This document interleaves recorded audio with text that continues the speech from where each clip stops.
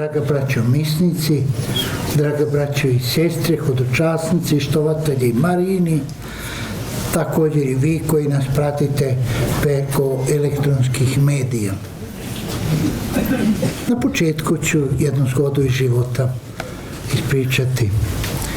Znate, i mi svećenici smo ljudi i doživljavamo svoje krize. Tako jedan svećenik uzeo je svoj časlu i molio je oko crkve i u sebi proživljavao, a čemu ja ovdje budem? Što ću učiniti kad toliko propovijedam pa me ne čuju, pozivam, oni svoje rade. I tako uhvatila ga jedna kriza i obilazi oko crkve, upravo djeca išla u školu. Jedan mali, nešto se zaskakuje pod križem. Naiđe svećenik, pita ga šta želiš, podigni me. A svećenik ga malo podigne, on poljubi Isusu noge, hvala i ode. Svećenik stade, evo što je moja služba.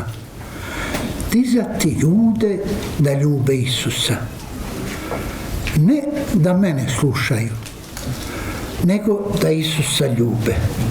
Znate, dok sam ja molio sad krunicu, htio ne htio, primijetim, mnoga majka i mnogi otac, ne samo da su oni došli dotaknuti Gospin lik, nego doveli su svoje dijete, pa ono dijete koje ne može dosegnuti do slike da poljubi, oni ga podignu da poljubi. To je uloga naša, roditelja. Učiti Boga ljubiti. Narodna poslovica kaže, tko Mariju ljubi, taj se ne gubi. I zato želio bih da mi danas shvatimo ovdje što to nas okuplja oko Marije. Zašto je tako velika naša ljubav prema toj koju je Gospodin pripravio i na nebo je uznio? Vi dobro znadete da je Bog pripremio Mariju da bude kolijevka Sina Božjega, da bi Isusa donijela na ovaj svijet kao spasitelja. Ona je bez grijeha začeta. To je Bog obećao još neprijateljstvo, uspostavio između nje i zloga još u raju zemaljskom. A kad se prvi put ljudi istjerani radi grijeha iz raja? Ne samo da je ona začeta bez grijeha, nego je cijeli život ostala bez grijeha, zato je anđeo i nazvao, kad je pozdravio, milosti puna.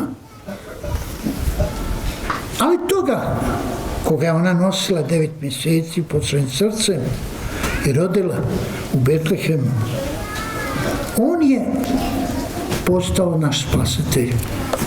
Po muci koji je podnio i smrt na križu, on je pobjedio grijeh. I ta njegova smrt bila je cijena našega spasenja. Mi koji puta i ne razmišljamo puno o tome. Ali pod križem, kad ništa više nije mogao, kad više ništa nije imao, sve su mu svukli, on nam daje najljepši dar. Taja stala je njegova majka, on nam je daje za majku. To je konkretna, očitovana Božja ljubav. To nam je dao za svoju majku. Mi kroz povijest pokazujemo da prihvaćamo, jer se posebno okupljamo oko njezina lika kao djeca Božja, ali i Marijina djeca. I molimo njezin zagovor, njoj se utječemo u zaštitu. Dolazeći majci, dolazeći doma, jer smo mi ovdje svi kod kuće. Ovo je naša majka, naša kuća. Ali tu prepoznajemo svoje korijenje i svoj identitet. i postajemo svjesni ono što jesmo, ili barem što bi trebali biti. Zato smo došli Mariji da nađemo sebe. Znate, svi kad dođete, odete u bijeli svijet pa dođete svojoj kući, možda vaši stari roditelji onda izvade nekakve stare albume, slike, pa pokazuje, evo, to si ti kad si bio dijete, kad si bio priče primio, pa krizmu, pa evo tvoje vjenčanje i tako redom. Onda su nama bude dragi osjećaji i sjećanja, postajemo svjesni korijena iz kojega smo nikli. Tako nešto i mi danas smo došli Mariji, da postanemo svjesni svojih kršćanskih korijena, svoga kršćanskog identiteta. Ali ona upućuje u Kani Galilejskoj, rekla je svima onima koji poslužuju, što god vam kaže činite. Zato bi na poseban način htio, ako dolazimo Mariji kao majci, moramo tu njezinu riječ usvojiti, na ono što nam Isus kaže da to činimo. Slušali smo malo prije u Evanđelju, kad su uzviknuli blažena utroba koja te nosila i prsi koja se sisao. A Isus odgovori, još blaženiji oni koji slušaju riječ Božju i čuvaju. Marijino blaženstvo je u tome što je Božju prihvatila. Rekla, evo službenice Gospodnje. I mi svi tražimo sreću. Satrašmo se boreći se da budemo sretni. Te radi, te kući, te pravi. I opet nikako sreće te nema. Zašto? Blaženi oni koji slušaju riječ Božju i čuvaju je. I večeras ovdje kod Marije htio bi u vama nekako izazvati jedno posebno obećanje. Da Biblija, Sveto pismo, vjerujem da svaka kuća ima tu knjigu svetu, Bibliju ili Novi Zavjet. To sam ovdje jednom spominjao kako sam na krizmi pitao, imate li Bibliju? Imamo. A pala prašna na nje. To znači ne otvaramo ga. Molim vas večeras to obećanje. Da više ne smijemo ostaviti tu svetu knjigu u našoj kući da padne prašna, nego da je svaki dan otvorimo. Otvorimo i nahranimo svoju dušu. Blaženi oni koji slušaju riječ Božju i čuvaju je. Da mi prepoznamo sebe kao Marijinu djecu. Da Marija bude radosna.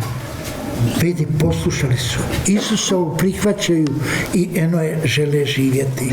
Ali na poseban način tu Božju riječ koju slušamo, usvajamo, ona nas odgaja. Kao što je Bog stvorio neprijateljstvo između žene, Marije i zloga, on to želi da postavi u svakom čovjeku. Neprijateljstvo. Da se nikad ne pomirimo sa zlim. Zato moramo na svoj način večeras razmišljati, a što se to s nama događa? Znate, mi smo otupili na osjećaj grijeha, a grijeh je bezakonje. Grijeh je prve ljude istjerao iz raja. I nemojmo zaboraviti, grijeh je mnoge u pakao odveo. I mi moramo biti svjesni, to bezakonje jeste kršenje Božje zapovjedi. Nije Bog dao zapovjedi da budu napisane na one 2 kamene ploče Mojsijeve.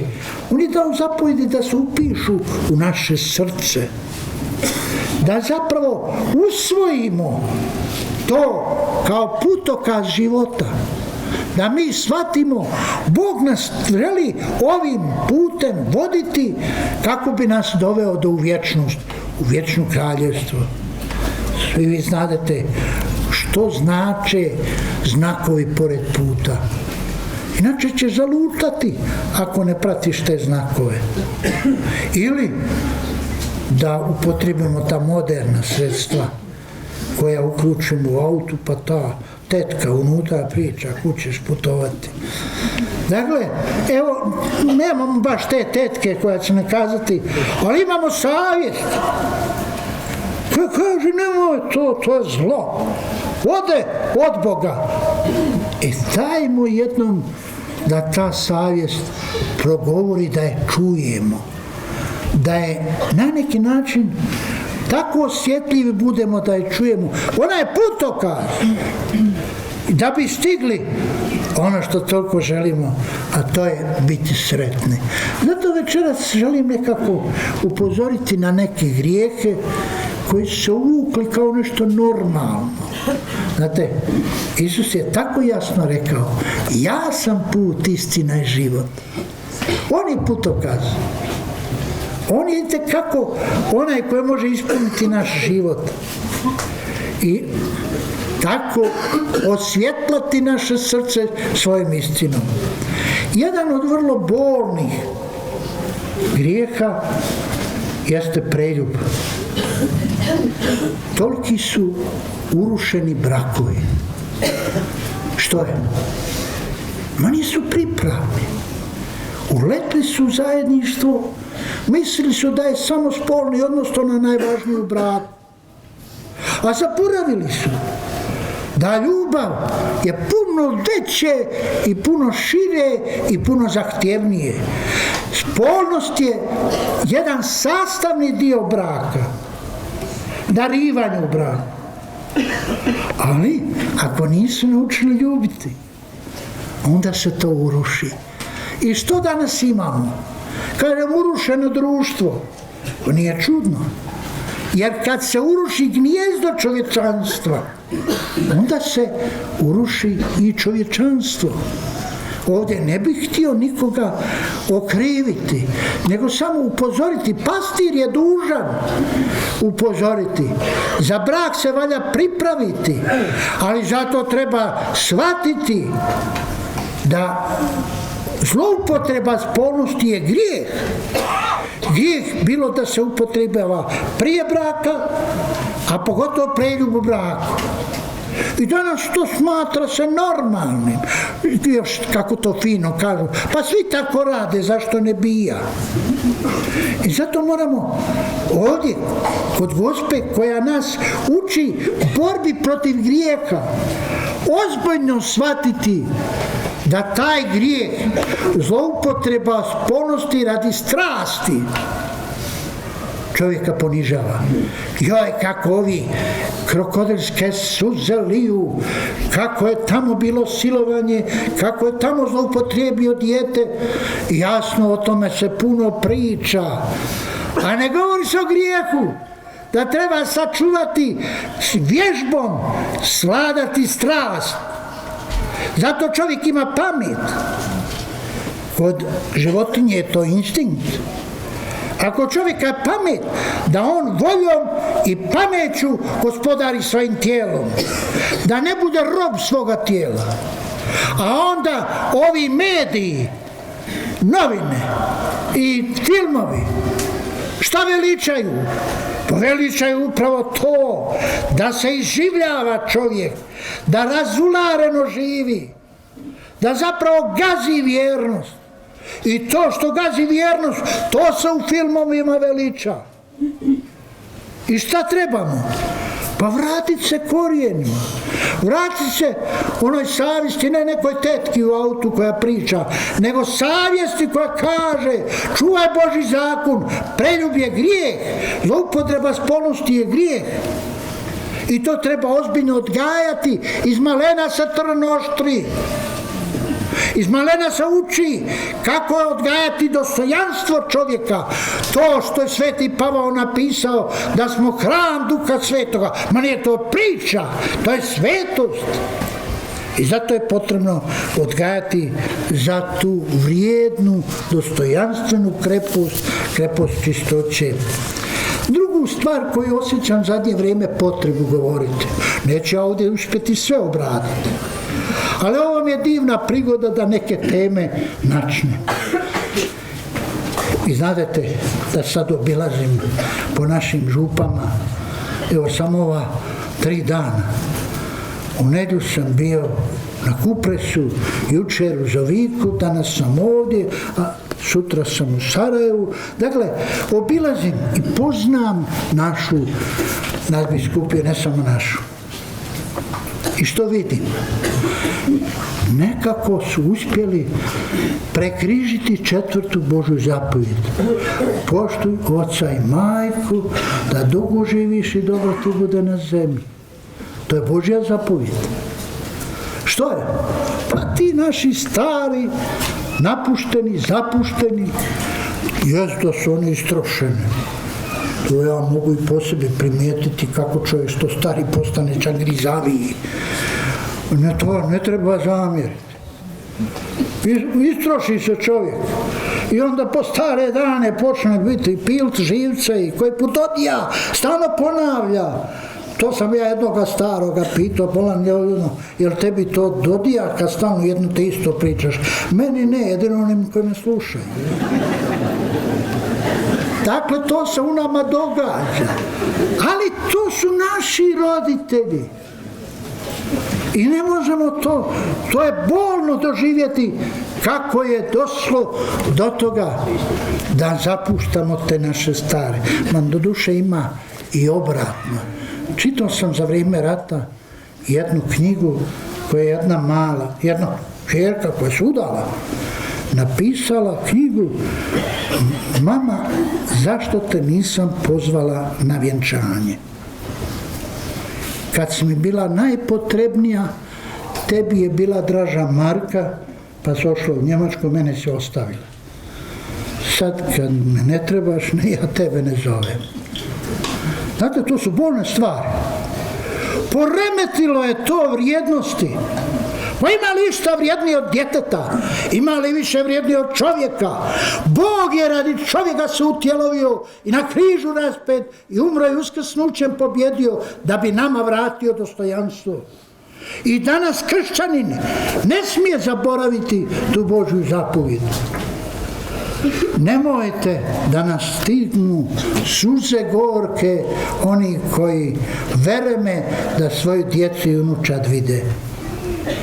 To na poseban način želim upozoriti. Božja zapovjed, poštuj oca i majku, pa i ako ste dosadni, tvoji su. Isto ko što zna roditelj reći za svoju djecu, kad ne valjaju, ali moji su. Tako često puta, ja sam to ispričao iz svoga djetinjstva, kad su u selu znali na nas djecu napadati, a djeca su takva, živa. Moj otac nije dao. Oni su moji. Kad dođu kuće, onda zovuš. Dakle, ne da na svoje dijete. Se sjećam, smijem li ovdje ispovjediti se. Kad sam bio, ne znam koji razred, trebao sam napisati jednu domaću zadaću i ja sam rekao, neću to pisati, to je komunista. I moga oca zvalo na odgovornost, kako ti to dijete antidržavno odgajaš. Moj otac je bio mudar pa došao, kad su oni spremili da ga napadne da je on antidržavni element, kaže, šta vi hoćete? To je dijete kod kuće dobro, ja ne znam šta ste vi od njega uradili kad je došlo u školu. Dakle, roditelj je normalno da brani svoje dijete. I normalno, ali i da odgaja.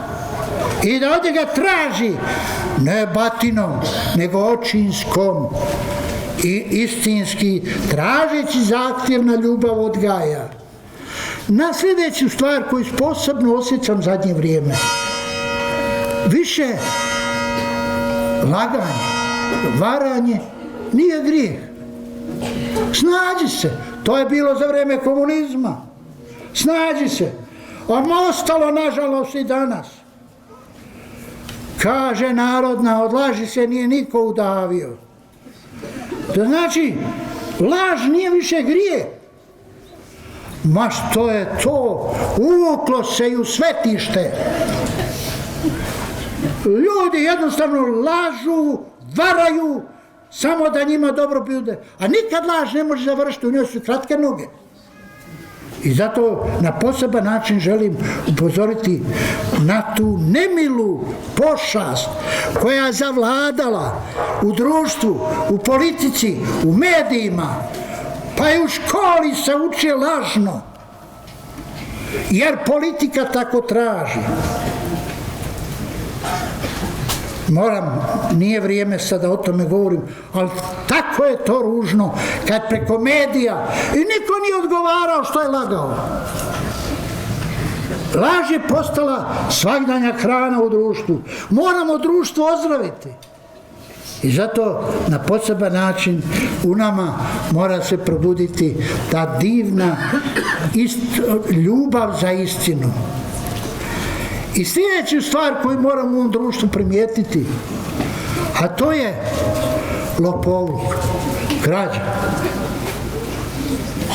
Kako je divno kad majka uči dijete, a to sam bio semeništarac na Šalati, to je bilo 61. godine, bio tada jedan portir, zvao se Ivica iz Zagorja.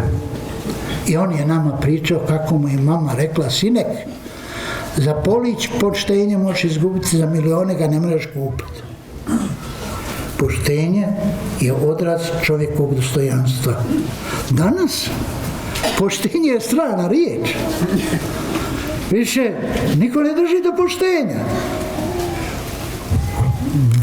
Jednostavno, koliko ko može, dobro, još u starom komunizmu smo to nekako razumjeli, jer tada i onako nije bilo Božje zapovjedi. Ali što je to danas kad se toliki proklamiraju vjernicima?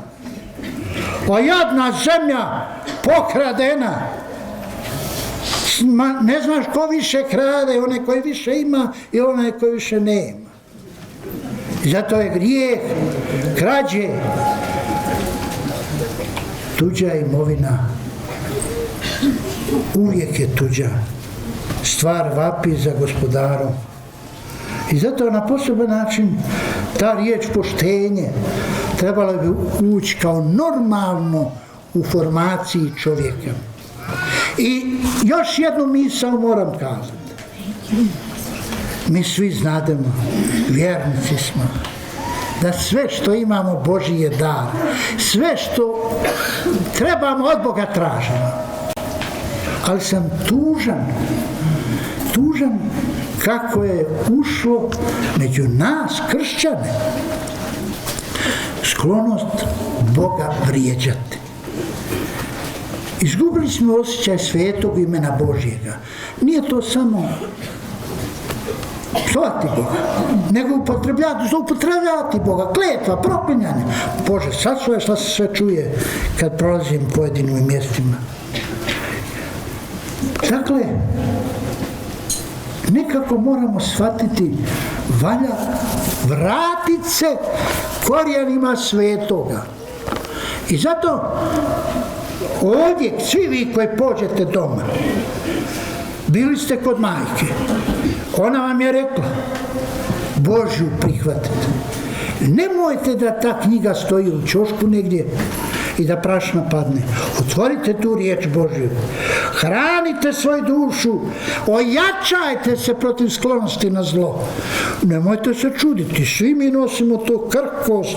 Nije slučajno Sveti Pavao rekao da nosimo u glinenim posudama milost. Svi smo mi ta glinena posuda. Latko pukne, lako se razbije. Zato je potrebno jačati svoju vjeru. Molitvom, misom, sakramentima i riječju Božjom. I zato danas poslušajmo Mariju, koja nam poručuje sve što on kaže činite. To što nam Isus kaže, to čitajte svaku večer, svaki dan. Ne samo ti, nego i svoje djece, svoje obitelji. Pa će tako riječ Božja odgajati našu savjest, koja će biti putokaz da ne zalutamo, nego da istinski gdje da dođemo, tamo gdje je Marija sada u nebu. To mi svi želimo. I želim svima da se gore vidimo ako Bog da. Amen.